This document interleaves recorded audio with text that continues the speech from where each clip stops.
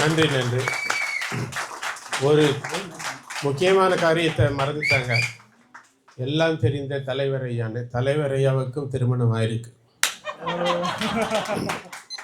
ஒரே ஒரு மனைவின்னு சொன்னீங்களே அதானே? ஆமாம், ஒரே மனைவி தான். அன்பர்களே, அருமையான கருத்துக்கள். அதாவது என்றைக்குமே ஒரு நேர்கருத்து இருந்தால் அதுக்கு ஒரு எதிர்கருத்து இருக்கணும். அப்போ தான் அது வந்து வாழ்க்கை சுவாரஸ்யமாக இருக்கும். ஆனால் எதை நம்ம ஏற்றுக்கிறோம் அப்படிங்கிறது நம்ம அறிந்து புரிந்து நம்ம தேர்ந்தெடுக்கணும். இப்போ அவங்க சொன்ன எல்லாம் காட்டுக்கு கூப்பிட்ட உடனே அவங்க பாட்டுக்கு வண்டி ஏறி போயிட்டாங்க அந்த அம்மான்னு. அது உண்மை இல்லை. அவன் என்ன சொல்லிடுறான்னா, நீ காட்டுக்கு வர வேண்டாம், அது ரொம்ப கடுமையான ஒரு இடம்னு. அப்போ சீதை சொல்கிறாங்க, நின் பிரிவினை விட அந்த காடு சுடுமோ, நீ உன்னைய பிரிஞ்சு நான் இருக்கிறத விட அந்த காட்டுக்கு வர்றது அவ்வளோ வருதா, நான் உன்னோட தான் வருவேன்னு. அது அந்த காலம். இப்போ அவங்கள கூப்பிட்டா அவங்க வரமாட்டாங்க, காட்டுக்கு வரமாட்டேன்னு சொல்லிட்டாங்க. அவங்க சஃபாரி ஹாலிடே மட்டும்தான் வருவேன், மற்றபடி காட்டுக்கெல்லாம் நான் வரமாட்டேன் அப்படின்னு. அது என்னங்க? இல்லைங்க, அவங்க இல்லை, நீங்கள் ரொம்ப ரொம்ப அருமையான ஒரு கணவர் பேச்சை கேட்டு நடக்கக்கூடிய பத்தினி பெண்ணாக இருக்கீங்க நீங்கள். ஆனால் எல்லாரும் அப்படி இருக்க மாட்டாங்க இல்லையா? அதாவது அது எதுக்கு அது சொல்கிறது கேட்டிங்கன்னா, அவங்களுக்குள்ள ஒரு அந்யோன்யம். அந்த சீதை என்ன சொல்கிறேன், நீ என்னை விட்டு நீ போகிற, உன்னைய பிரிஞ்சு நான் இருக்க முடியுமா அப்படின்னு. அது அந்த அளவுக்கு அவங்களுக்கு ஒரு பரஸ்பரம் ஒரு அந்யோன்யம், ஒரு கணவன் மனைவிக்குள்ள ஒரு அந்யோன்யம். அதனால் அவங்க இப்போ கூப்பிட்டா நான் வரமாட்டேன், சஃபாரி தான் வருவேங்கிறது இந்த காலம் ஆச்சுங்களா. அப்புறம் சரியான தலைவனா, கிருஷ்ணனையும் ராமனையும் பார்க்கும்போது ராமன் சரியான தலைவனான்னு ஒரு கேள்வி வச்சாங்க. நல்ல கேள்வி தான். ஆனால் ஒரே ஒரு சின்ன ஒரு வித்தியாசம் இருக்குது. கிருஷ்ணன் லீலைகள் செய்கிறதுக்காகவே வந்தவன், ராமன் நற்குணங்களை மக்களுக்கு சொல்கிறதுக்காகவே வந்தவன். கேட்டிங்களா? ரெண்டுமே மனித அவதாரங்கள் தான். அதனால் தலைவன் அப்படிங்கும்போது அவனுக்கு நீங்கள் பழைய காலத்தில் வாலி ஒரு பாடல் எழுதியிருப்பார், அப்போல்லாம் நீங்கள் பிறந்திருப்பீங்களான்னு தெரியாது எனக்கு. பதவி வரும்போது பணிவும் வர வேண்டும், துணிவும் வர வேண்டும் தோழா, பாதை தவறாமல் பண்பு குறையாமல் பழகி வர வேண்டும் தோழா, அன்பே உன் அன்னை, அறிவே உன் தந்தை, உலகே உன் கோயில், ஒன்றே உன் தெய்வம் சொல்லுவார். அதை எதுக்காகன்னா, பதவி வரும்போது பணிவும் வரணும், துணிவும் வரணும். ஆனால் எடுக்கக்கூடிய முடிவுகள் தர்மம் சேர்ந்ததாக இருக்கணும். அதுதான் ராமனுடைய ஒரு போக்கு. எந்த முடிவை எடுத்தாலும் அது தர்மம் சார்ந்ததாக இருக்கணும் அப்படின்னு. இப்போ உங்களுக்கு எல்லாருக்கும் தெரியும், தாடகையை கொலை செய்ய சொல்லி விஸ்வாமித்திர முனிவர் கூப்பிடுறார் ராமன். ராமன் சொல்கிறேன், ஒரு பெண்ணை நான் எப்படி கொலை செய்வேன், அது தர்மமாகாதே அப்படின்னு நினைக்கிறேன். அவன்தான் தலைவன், அந்த பெண்ணை நான் கொலை செய்ய முடியாது. அதற்கு அவர் என்ன சொல்கிறாரு, நீ நினைக்கிற மாதிரி அவள் சாதாரண பெண்மணி இல்லை, அவள் ஒரு அரக்கி, அவள் ஒரு அராஜகம் பிடித்த பெண். அதனால நான் சொல்கிறேன், உன்னுடைய ஆசான், நீ கண்டிப்பாக அவளை கொலை செய்யணும். அப்போ என்னன்னா, அவன் அந்த தலைமை பண்பையும் அங்கே காட்டுறான். இப்போ மாதிரி ஒருத்தன் ஒன்றை பேசிட்டான்னா உடனே போய் அடிக்கிறதோ, இல்லை ஒரு சண்டைகள் வாருக்கு போகிறதோ, இதெல்லாம் அந்த மாதிரியான ஒரு குணம் இல்லை அவனுக்கு. உணர்ச்சிகளை கட்டுப்படுத்துவதா, இது ஒரு சரியான கேள்வி தான். இது இந்த காலத்தில் கொஞ்சம் சிரமம். ஏன்னா மக்கள் எல்லாத்துக்கும் உடனடியாக தேர்வு வேணும், உடனடியாக ஒரு முடிவு வரணும்னு நினைக்கிறாங்க. ஒரு பெண்மணி, ஒரு சின்ன ஒரு 23-24 வயது பெண்மணி, திருமணமாகி 3 வருடங்கள் தான் ஆகியிருக்கு. அந்த குடும்ப நீதிமன்றத்தில் போய் எனக்கு விவாகரத்து வேணும்னு கேட்குறாங்க. நீதிபதி சொல்கிறாரு, ஏம்மா உன்னை பார்த்தா என் மகளை மாதிரி இருக்கிறார், திருமணமாகி 3 மாதம் தான் ஆயிருக்குது, இப்போ விவாகரத்து கேட்குறியம்மா, இன்றைக்கி வெள்ளிக்கிழமை, சனிக்கிழமையும் ஞாயிற்றுக்கிழமையும் நீயும் உங்கள் வீட்டுக்காரரும் போய் உட்காந்து பேசுங்க, திங்கக்கிழமை நீங்கள் முடிவெடுத்துட்டு வந்தீங்கன்னா அதுக்கப்புறம் நம்ம பார்த்துக்கலாங்க. அதுக்கு அந்த அம்மா என்ன பேசுதுன்னா, திரைப்படத்தில் வரக்கூடிய வசனம், நான் ஒரு முடிவு எடுத்துட்டேன்னா நானே அதை மாற்றிக்க மாட்டேன். ஏன்னா இன்றைக்கு அந்த அளவுக்கு புரிதல் கிடையாது, குடும்பத்துக்குள்ள ஒரு அந்யோன்யம் கிடையாது. கணவன் மனைவிக்குள்ளேயும் அந்த ஒரு அந்யோன்யம் கிடையாது. என்னுடைய மனைவி வந்து திருமணம் ஆகும்போது ஒன்றுமே சமைக்க தெரியாது. அப்போ அவங்க சமைச்சதையும் நான் சாப்பிட்டேன். அதுக்கப்புறம் என்னுடைய தாயார் அவங்களுக்கு நல்லா சொல்லி கொடுத்து இப்போ அவங்க நல்லா சமைக்கிறாங்க. அந்தம்மா அதை பார்த்து கேட்டுட்ருக்காங்கன்னு நினைக்கிறேன். எதுக்காக சொல்ல வரேன்னு கேட்டிங்கன்னா, விட்டு கொடுத்து போகக்கூடிய அந்த ஒரு ஒரு நேயம் இருக்கணும் மனதுக்குள்ளே.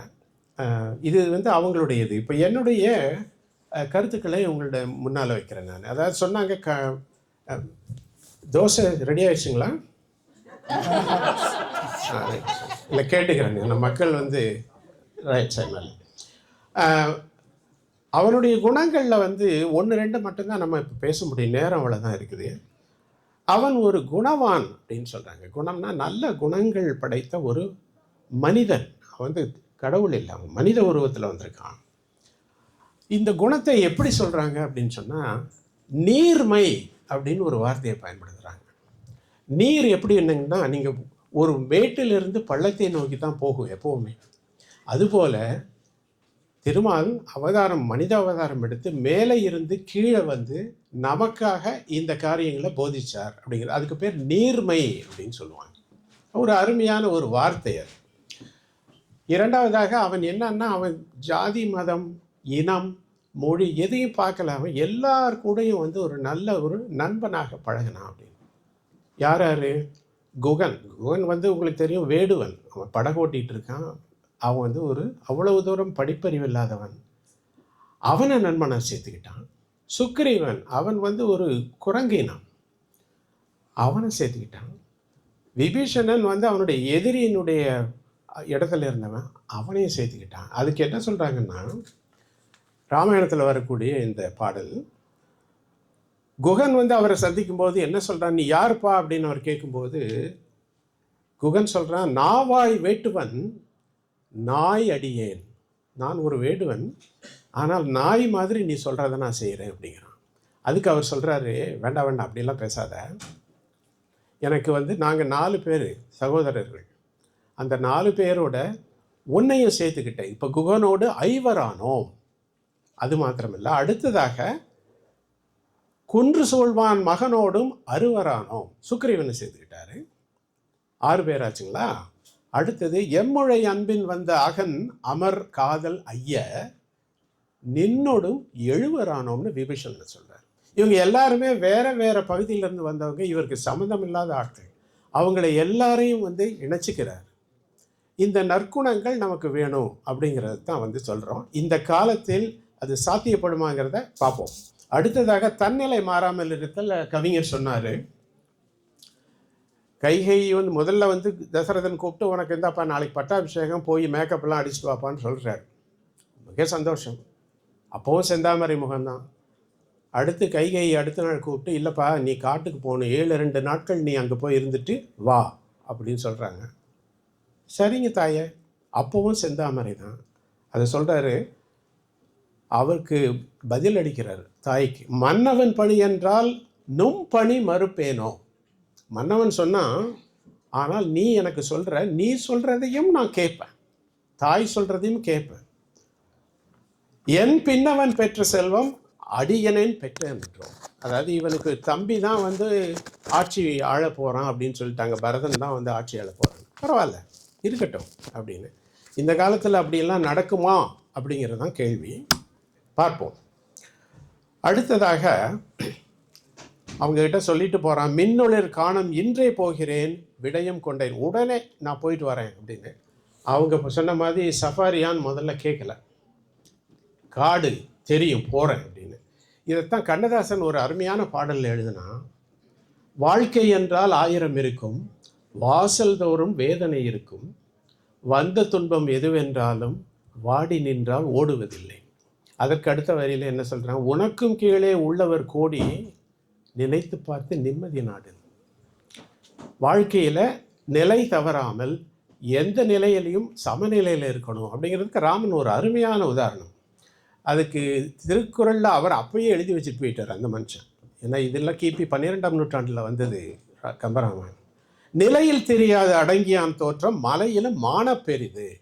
எப்போவுமே வந்து ஒரே நிலையில் இருக்கக்கூடியவன் பெரிய தேவர்களுக்கெல்லாம் வந்து அந்த இடத்துல போய் இருக்கக்கூடியவன் அப்படிங்கிறார்.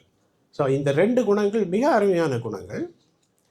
3வதாக தர்மத்தை பின்பற்றுபவன் கலா சொன்னாங்க. இன்று போய் நாளை வா அப்படிங்கிறது நன்றாக யோசித்து பார்க்கணும். நீங்கள் போர் நடக்குது, ராவணனுடைய பலம் என்னன்னு அவனுக்கு தெரியும், பலவீனம் என்னன்னு அவனுக்கு தெரியாது. அவனுக்கு பின்னால் தான் சொல்லித்தராங்க, நீ உன்னுடைய அம்பை நேராக விட்டேன்னா அது சாக மாட்டான், வயிற்றில் விட்டேன்னா தான் அவன் இறந்து போவான்னு பின்னால் தான் தெரியும். சண்டையில் ராவணனுக்கு எல்லாம் 1000 எல்லாம் ஆயுதங்கள்லாம் போயிடுச்சு, நிராயுதர பாணியை நிற்கிறான். அப்போ சொல்கிறான், நீ இன்று போய் நாளை வா அப்படின்னு. இது வந்து சரியான யுக்தியா இந்த காலத்தில் அப்படின்னா கொஞ்சம் சிரமம் தான். அது இருந்தாலும் அந்த யுத்த தர்மத்தை அவன் காப்பாற்றினான் அப்படிங்கிறது தான் முக்கியமான பாயிண்ட் இந்த இடத்துல. அவனுக்கு இன்னொரு ஒரு சின்ன ஒரு கருத்து ஒன்று உண்டு. என்னன்னு கேட்டிங்கன்னா, அந்த காட்டுக்கு போக சொன்னதில் வந்துட்டு இலக்குமணனுக்கு வந்து ரொம்ப கோபம் வந்துருச்சு. அண்ணா, எப்படி உன்னைய காட்டுக்கு அனுப்ப முடியும், நீ தானே வந்து முறையான ஆள் இதுக்கு இந்த பதவிக்கு அப்படின்னு. அப்போ அவன் சொல்கிறான், நதியின் பிழை என்று நறும்புணல் இன்மை அற்றே, பதியின் பிழை என்று பறிந்து நம்மை புறந்தாள் நம் தாய், மதியின் பிழை என்று மகன் பிழை என்று மைந்த விதியின் பிழை இதற்கென்ன வெகுண்டதுன்றா. இதுக்கு போய் ஏப்பா கோவப்படுற, அப்பா மேலே கோபம் இல்லை, அம்மா மேலே கோபம் இல்லை, இதெல்லாம் விதியினுடைய பலன். இதையே எடுத்து கண்ணதாசன் கையாண்டான். நீங்கள் கேள்விப்பட்டிருப்பீங்க அந்த பாடல். நதியை பற்றி சொல்லும்போது, நதி வற்றிடுச்சுன்னா அது அதனுடைய குறை இல்லை, அது விதியினுடைய குறை அப்படின்னு. இதுவெல்லாம் நமக்கு வந்து பாடங்கள், நம்ம படிக்க வேண்டிய பாடங்கள். ஏன்னா நமக்கு எல்லாருக்கிட்டையும் நல்ல குணங்கள் இருக்குது, தீய குணங்கள் இருக்குது. நம்ம எடுத்துக்க வேண்டியது எதுன்னு சொல்கிறான். செய் நன்றி மறவாதவன். இது வந்து ரொம்ப ஒரு அருமையான ஒரு குறிப்பு. இதை யாருமே குறிப்பாக சொல்லலை. ராமன் தனக்கு நன்றி செய்த, தனக்கு உதவி செய்த அத்தனை பேரையும் வந்து நன்றியோடு பார்க்குறான். அதில் முக்கியமானவன் அனுமன். அனுமன் சீதையை போய் பார்த்துட்டு வந்திருக்கான். எல்லாரும் வந்து ராவணன் வந்து மடிந்து விட்டான். அவங்க எல்லாரும் வந்து வர்றாங்க. வர்ற வழியில் வந்துட்டு பிருத்விராஜ் அப்படிங்கிறவருடைய இல்லத்தில் அவங்களுக்கு உணவு படைக்கிறாங்க. அந்த உணவு படைக்கும்போது 14 வருடங்கள் முடிய போகுது. பரதன் அங்கே என்ன சொல்லியிருக்கான்னு கேட்டிங்கன்னா, நீ 14 வருடம் காண்டி ஒரு நாள் ஆனாலும் நீ வரலைன்னா நான் தீ குளித்து இறந்துருவாங்க. அப்போ இவர் என்ன சொல்கிறார், அனுமனை கூப்பிட்டு, நீ போய் பரதன்ட்ட சொல்லு, நாங்கள் இந்த மாதிரி இங்கே ஒரு உணவு அருந்திட்டு நாங்கள் வர்றோம், எந்த முடிவுக்கும் அவன் போயிட வேண்டான்னு சொல்லு. அவன் போய் சொல்லிட்டு வந்துட்டான். அனுமன் வந்தபோது இங்கே விருந்து நடந்துக்கிட்டு இருக்கு. விருந்து நடந்ததுன்னா அனுமனுக்கு இடம் இல்லை, அவன் குரங்கு இனத்தை சேர்ந்தவன். அப்போ என்ன சொல்கிறாங்க எல்லாரும், நீ இருப்பா, அடுத்த பந்தியில் நீ சாப்பிட்லாம் அப்படின்னு. ராமன் சொல்கிறான், இல்லை, அவன் என் நண்பன், எனக்காக எவ்வளவோ காரியங்கள் செய்திருக்கான். அப்போ அவனை கூப்பிட்டு, இலை போட்டிருக்காங்க, நீ எனக்கு எதிரில் உட்காருங்கிறான். உட்கார்ந்துட்டு அந்த இலையினுடைய மறுபக்கத்தில் அந்த குரங்குக்கு உண்டான காய் கனிகள் எல்லாத்தையும் அங்கே வச்சுட்டு இவனுடைய சோறு மட்டும் இவன் வச்சு சாப்பிட்றான். இன்றைக்கும் நம்மளுடைய பண்பாட்டில் நீங்கள் எல்லாம் பார்த்துருப்பீங்க, இலை போட்டாங்கன்னா காய் கறி எல்லாமே வந்து அந்த பக்கம்தான் இருக்கும், சோறு இந்த பக்கம்தான் இருக்கும். இந்த மாதிரி நல்ல நல்ல பண்புகள்லாம் அவங்ககிட்ட இருந்திருக்குது. அவன் குரங்கு இனத்தை சேர்ந்தவன்றதுக்காக அவனை வந்து அடுத்த பந்திக்கு வாப்பான்னு சொல்லலை. அதனால் உங்களுக்கு நீங்கள் வருத்தப்பட வேண்டாம், எல்லாருக்கும் இங்கே இடம் இருக்கும். இறுதியாக ஒன்று, ஒழுக்கம். அதாவது இந்த ஒழுக்கத்தை பற்றி பேசும்போது கணவன் மனைவி அவங்களுடைய உறவு என்ன, அவங்க எப்படி இருக்கணும் என்னன்ட்டு சொல்கிறான். சீதை கிட்ட அவன் கொடுத்துருக்க ஒரு உறுதிமொழி, இந்த இப்பிறவியில் 2 மாதரை சிந்தையாலும் தொடையன் அப்படின்னு சொல்லியிருக்கான். அவன் போய் அனுமன் வந்து சீதையை பார்க்கும்போது சீதை அவங்ககிட்ட சொல்கிற, ராமனுடைய கணையாளி கொண்டு கொடுத்தோன்னா அவள் தன்னுடைய தலையில் இருந்த ஒரு ஆபரணத்தை எடுத்து கொடுத்து, நீ கொண்டு கொடு, ஒரே ஒரு காரியம் அவங்ககிட்ட சொல்லிடு, அவன் இந்த மாதிரி சொல்லியிருக்கான், சிந்தையாலும் கூட இன்னொரு பெண்ணை நான் தொடமாட்டேன்னு சொல்லியிருக்கான், அவனுக்கு நினைவுபடுத்திடு அப்படின்னு சொல்கிறாங்க. நமக்கு கொஞ்சம் சந்தேகம் தான், இவன் அங்கே உட்காந்துருக்கான், என்ன நடக்குதோ என்னன்னு தெரியல. இதை எடுத்து கையாண்டான் கண்ணதாசன் வசந்த மாளிகை என்ற படத்தில். உன்னையல்லால் ஒரு பெண்ணை இனி நான் உள்ளத்தினாலும் தொடமாட்டேன்னு சொன்னான். இதெல்லாம் வாழ்க்கை பாடங்கள் நமக்கு. ஏன்னா இன்றைக்கு அப்படி இல்லை. நான் இப்போ உங்களுக்கு இப்போ சொன்ன ஒரு கருத்து பாருங்கள், திருமணமாய் 3 மாதத்துலேயே எனக்கு வந்து விவாகரத்து வேணும்னு கேட்கக்கூடிய ஒரு சூழ்நிலை இப்படி இருக்கு. ஏன்னா விட்டு கொடுத்துக்கூடிய மனப்பான்மை இல்லை. அதுக்கு தான் சொல்லுவாங்க, அவன் ஒரு எல், ஒரு வெல், ஒரு சொல், இதில் வாழ்ந்தவன், இந்த மந்திரத்தில் வாழ்ந்தவன் அவன் அப்படின்னு. அதுபோல் நம்ம இருக்கிறதுக்கு முயற்சி பண்ணணும் அப்படிங்கிறதான். மனிதர்களால் முடியாதது ஒன்றும் இல்லை, முயற்சி எடுக்க வேண்டியிருக்குது. இதற்கும் திருவள்ளுவர், நம்ம கந்தசாமி பாரதி இருக்கார், நம்ம திருக்குறள் மைந்தன், அவருக்கும் தெரியும் என்ன குறள் சொல்ல போகிறேன். பிறன்மனை நோக்கா பேராண்மை, அதுக்கு ஒரு எழுதி வச்சிருக்காரு, பிறனில் விளையாமை என்ற ஒரு அத்தியாயத்தில். பிறன்மனை நோக்காத பேராண்மை சான்றோருக்கு அறனொன்றோ ஆன்ற ஒழுக்கு. இது எல்லாமே இருக்குது. ஏன்னா நம்ம அதை கடைப்பிடிக்கிறது இல்லை. சரி பார்த்துக்கலாம், அப்புறம் பார்த்துக்கலாம் அப்படின்ட்டு. இந்த குணங்கள் ராமனுடைய இந்த குணங்களை எப்படி இந்த காலத்துக்கு எப்படி அது ஏற்றதா அப்படின்னு சொன்னால், அதுக்கு ஒரு சின்ன ஒரு 4 தலைப்புகளில் சொல்லிடுறேன், ரொம்ப நேரம் எடுக்க வேண்டியதில்லை. இன்றைக்கு இருக்கக்கூடிய தனி மனிதன் என்ன, அவனுடைய வாழ்க்கையில் என்ன செய்யணுங்கிறத ராமன் சொல்லிட்டான். சீதையும் அவனும் எப்படி வாழணும்னு சொல்லிட்டு.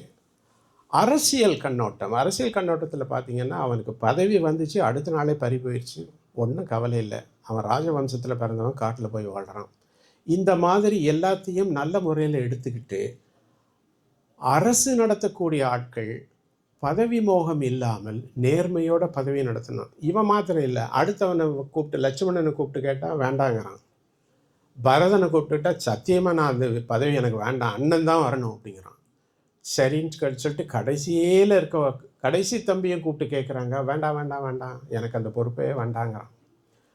அந்த சகோதரர்களுக்குள்ள அவ்வளவு ஒரு ஒற்றுமை, சகோதர பாசம், அண்ணன் தான் எல்லாத்துக்கும். உங்களுக்கு எல்லாம் தெரியும், இப்போ நடக்கக்கூடிய காரியங்கள், அண்ணன் தம்பி உறவிலேயே பெரிய சிக்கல்கள்லாம் வருது. சொத்து தகராறு, ஒரு அடி எடுத்துட்டான், இந்த இதில் ஒரு கட்டடத்தை எடுத்துட்டான், இப்படியெல்லாம் நம்ம இது பண்ணுறது. இதற்காகத்தான் ராமாயணம் வேணுங்கிறது தான் எங்களுடைய கருத்து. எத்தனையோ பிரச்சனைகள் இருந்தாலும். ஆக தனி மனித வாழ்க்கை, பொது வாழ்க்கை, அரசாங்கம், நாடுகள் உங்களுக்கெல்லாம் தெரியும். இப்போ அடுத்ததாக உலகப்போர் 3 வரப்போகுதான்றது மக்கள் எல்லாம் பயந்துகிட்டு இருக்காங்க. ஏன்? ஒரு நாட்டுக்கும் இன்னொரு நாட்டுக்கும் விட்டு கொடுத்து போகக்கூடிய ஒரு தன்மை கிடையாது. எல்லா பக்கமும் தகராறு நடந்துகிட்டு இருக்குது. ஏன்னு கேட்டிங்கன்னா, ஒருத்தருக்கு ஒருத்தர் கொஞ்சம் விட்டு கொடுத்து போகணும் அப்படிங்கிற அந்த தன்மையே இல்லாததுனால தான் இதெல்லாம் நடந்துகிட்ருக்கு. இவங்க சொன்ன கருத்துக்கள் நான் சொன்னபடி இவருடைய ராமாயணத்தை நான் இன்னொருட படிச்சுட்டு தான் உங்களுக்கு அதுக்கு பதில் சொல்ல முடியும். அவங்க 22ஆம் நூற்றாண்டு பெண்மணி. அவங்க தன்னுடைய கருத்தை தெளிவாக சொல்லிட்டாங்க. அதெல்லாம் ஒத்து வராதியா இந்த காலத்துக்கு. ஒன்று தெரிந்து கொள்ளுங்கள், யாருக்கு மருத்துவர் வேண்டும்? நோயாளிக்கு தான் மருத்துவர் வேண்டும். இன்றைக்கி இருக்கக்கூடிய சமுதாயம் நோய்வாய்ப்பட்டிருக்கு. உங்களுக்கு எல்லாருக்கும் தெரியும். இந்த சமுதாயத்துக்குத்தான் இது வேண்டும். நல்லா இருந்தீங்கன்னு நீங்கள் போய் டாக்டர் பார்க்குங்களா? சும்மா உடம்பு சரியில்லைன்னு போனாலே 2 வாரம் கழித்து வாங்குறாங்க ஜிபி அப்பாயின்மெண்ட். அப்படி இருக்கும்போது, நல்லா இருக்கும்போது நம்ம போய் பார்க்க போகிறது இல்லை மருத்துவர்கள். நோய்வாய்ப்பட்ட, சிதைந்து கொண்டு இருக்கிற இந்த சமுதாயத்துக்குத்தான் இந்த ராமாயணத்தில் உள்ள இந்த நல்ல கருத்துக்கள் தேவைப்படும். அதனால் எல்லாத்தையும் ஒதுக்கி வச்சிடாதீங்க. இப்போல்லாம் யாரும் காட்டுக்கு போக சொல்லுறதே கிடையாதுங்க. அதனால் நீங்கள் பயப்பட வேண்டியதில்லை. நான் வேணா உங்கள் வீட்டுக்கார்ட்ட ரெக்கமெண்ட் பண்ணுறேன். அதனால் இன்றைக்கு இவைகள் கண்டிப்பாக இந்த சமுதாயத்துக்கு வேண்டும். இந்த சமுதாயத்தை சீர்திருத்த வேண்டும். என்னுடைய தீர்ப்பு, கண்டிப்பாக ராமனுடைய நற்பண்புகள் இந்த காலத்துக்கு ஏற்றவையே, தேவையானவையே. அதுதான் என்னுடைய தீர்ப்பு. பொறுமையாக கேட்டதுக்காக உங்களுக்கு அனைவருக்கும் நன்றி. வணக்கம்.